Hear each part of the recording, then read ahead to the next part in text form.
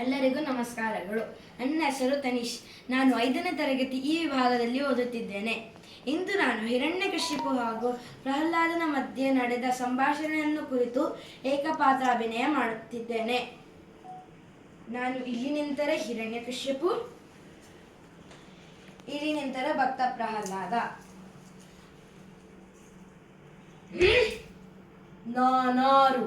ಕಶ್ಯಪ ಬ್ರಹ್ಮನ ಮಗ, ದಿತಿಗರ್ಭ ಸಂಜಾತ, ಚತುರ್ಮುಖ ಬ್ರಹ್ಮನ ಮೊಮ್ಮಗ, ವಿಧಾತನಿಂದ ವಿಧಿಬರಹವನ್ನು ಬದಲಾಯಿಸಿ ಮರಣವನ್ನು ಮಟ್ಟ ಹಾಕಿದ ಮಹಾವೀರ, ಅದಿತಿ ಮಕ್ಕಳ ಅಟಾಸವನ್ನು ಸುಟ್ಟು ಆದಿತ್ಯನ ಅಟಾಸವನ್ನು ಮಟ್ಟ ಹಾಕಿದ ಸಾಸಿ, ತಳವಿತಳ ಸುತಳ ಸತಳ ತಳ ತಳ ಮಹಾತಳ ಪಾತಳಗಳು ಪಾದದಡಿಯಲ್ಲಿ ತುಳಿದಾಕಿದ ಪರಾಕ್ರಮಶಾಲಿ, ಅಡಿ ಇಟ್ಟರೆ ಬಿರಿಯುವುದು ಭೂಮಿ, ತಲೆ ಎತ್ತರೆ ಬೆಚ್ಚುವುದು ಭಾನು, ಕೈ ಎತ್ತಲೆ ನಡುಗುವುದು ಸೃಷ್ಟಿ, ಚತುರ್ಮುಖನ ಸೃಷ್ಟಿಯೇ ನನ್ನ ಆಜ್ಞೆ ಪಾಲಿಸುವಾಗ ಯಕಶ್ಚಿತ್ ನನ್ನ ಮಗ, ನಾ ಜನ್ಮ ಕೊಟ್ಟ ಮಗ, ನನ್ನ ವಂಶವನ್ನು ಬೆಳಕಬೇಕಾದ ಕುಮಾರ, ನನ್ನ ಆಶಾ ಜ್ಯೋತಿ ನನ್ನ ಮನಸ್ಸಿಗೆ ನೆಮ್ಮದಿ ಇಲ್ಲದಿದ್ದರೆ ಛೀ, ಇದೊಂದು ಬದುಕೆ, ಇದೊಂದು ಜನ್ಮವೇ, ಎಂತಹ ದುರ್ವಿಧಿ, ಎಂತಹ ದುರ್ವಿಧಿ.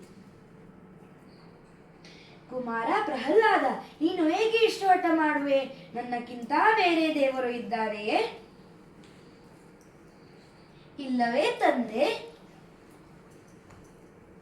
ಇಲ್ಲ ಇಲ್ಲ, ನನ್ನಕ್ಕಿಂತ ಬೇರೆ ದೇವರೇ ಇಲ್ಲ. ನೀವು ನನಗೆ ಜನ್ಮ ಕೊಟ್ಟವರು ನಿಜ, ಆದರೆ ನಿಮಗೆ ಜನ್ಮ ಕೊಟ್ಟವರು ಯಾರು? ಕಶ್ಯಪ ಬ್ರಹ್ಮ.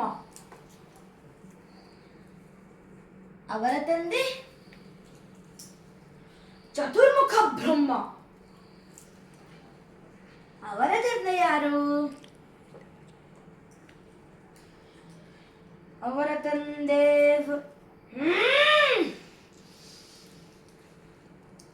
ಏಕೆ ತಂದೆ ಸುಮ್ಮನಾದೆ? ಯಾರಾದರೂ ಇರಲೇಬೇಕಲ್ಲವೇ? ಯಾರದು? ಅವನೇ ಶ್ರೀಮನ್ನಾರಾಯಣ. ಶ್ರೀಮನ್ನಾರಾಯಣ, ಶ್ರೀಮನ್ನಾರಾಯಣ, ಎಲ್ಲಿರುವೆ ನಿನ್ನ ಶ್ರೀಮನ್ನಾರಾಯಣ? ಈ ಕಂಬದಲ್ಲಿ ಇದ್ದಾನೆ,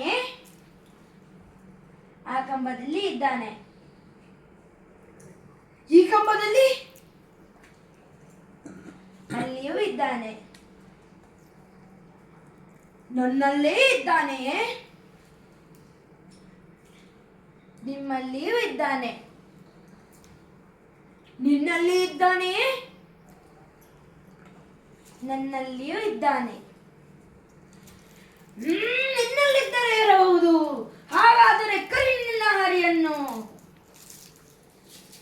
ಹರಿನಾರಾಯಣ, ಹರಿನಾರಾಯಣ. ಅವನು ಈ ಕಂಬದಲ್ಲಿ ಇದ್ದಾನೆ ಅಲ್ಲವೇ?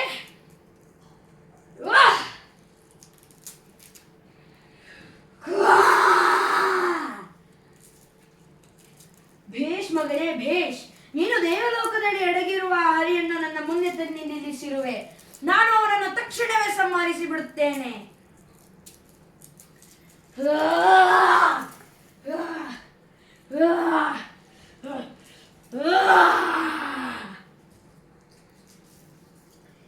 ಶಾಂತನಾಗು ತಂದೆ.